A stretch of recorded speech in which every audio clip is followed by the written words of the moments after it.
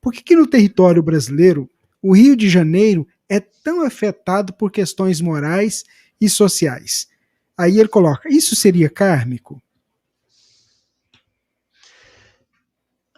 Isso depende de muitas questões, né, que dizem respeito à própria história de como a cidade foi forjada, como que ela foi construída, a maneira como os valores sociais foram colocados, que nós temos algumas regiões do mundo que possuem algumas características de estrutura das suas sociedades. Então, você tem uma estrutura japonesa que é uma estrutura muito organizada, muito voltada para a disciplina, né? Você tem algumas características que a gente encontra em alguns povos europeus também, de muita disciplina, de muito respeito à hierarquia das coisas, ao trabalho.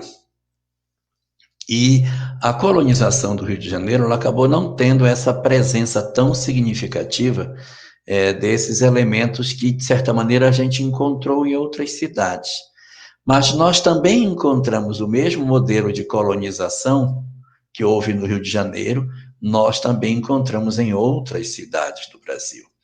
Então, o que a gente percebe é que existe uma componente do ponto de vista cultural, daquilo que a gente possa dizer que seria decorrente da estrutura de sociedade que é herdada e construída no Brasil, e que esse processo dessa sociedade herdada, ela se mescla com a característica dos espíritos que ocupam essas sociedades. Então, eu não posso dizer se o Rio de Janeiro tem uma característica diferente dos outros, não vivo próximo do Rio, vejo problemas sociais em várias cidades do nosso país, mas o que se pode dizer nesse sentido é que, por exemplo, você no começo junta um grupo de espíritos para começar uma sociedade. Eles têm uma modelagem social semelhante a outras cidades do Brasil e diferente de outra. Essas que são diferentes, elas já trazem uma estrutura social diferente, vão ter uma outra história. Mas os que são semelhantes deveriam ter a mesma história. Só que, na medida em que a gente faz um movimento numa determinada direção, certos espíritos começam a ter a necessidade de reencarnar nesses espaços.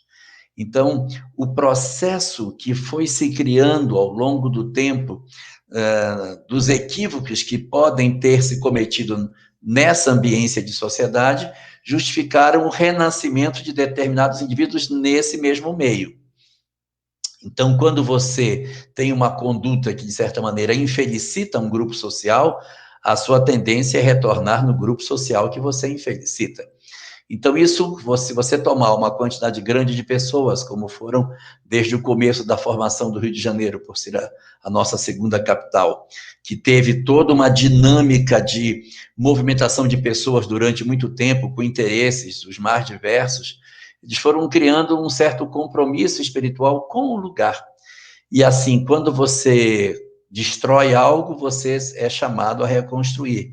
Então, há um conjunto, pelo que parece, de espíritos vinculados a essa história secular do Rio de Janeiro, que encarnam e reencarnam nesse mesmo ambiente e promovendo, de certa maneira, essas experiências que a gente enxerga.